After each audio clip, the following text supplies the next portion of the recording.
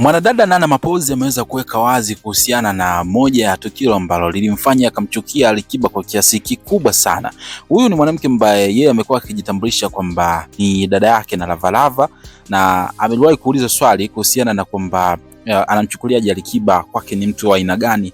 Akasema kwamba moja ya wanaume ambao wanawachukia kwa kiasi kikubwa sana basi ni Alikiba. Yaani katika mastaa ambao yeye kwa upande wake anachukia ni Alikiba, kwa sababu Alikiba alijaribu kumshawishi na kumtongoza kwa kila namna ili mwisho wa siku tuweze kumpata, lakini licha ya kumkatalia Alikiba alikuwa anamsumbua zaidi na zaidi. Na kuwekea clip yake hapo uweze kumsikiliza Nana Mapoozi jinsi ambavyo alikuwa anazungumza, uweze kusikia kile ambacho aliweza kukizungumza.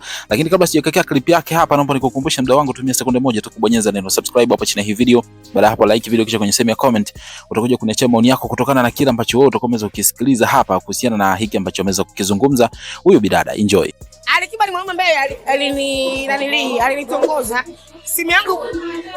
Yaani kwa mtu anayo simu yangu. Yaani ushahidi ninao bro, alinitongoza. Mtu ambaye simtaki. Mapenzi simtaki kabisa. Jamani simtaki mimi Alikiba.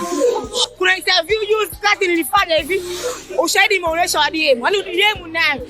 Simu yangu kuna mtu anayo tu hapa. Nikionyesha sio shida zangu. Aliandika DM. Nana haya Nana mtamu, Nana Mapoozi anamtaka. Anataka tu aniwahi. Mimi sio mtoto mdogo, nataka niwahi. Jamani. Naogopa mie. Dadake Lavalava OG.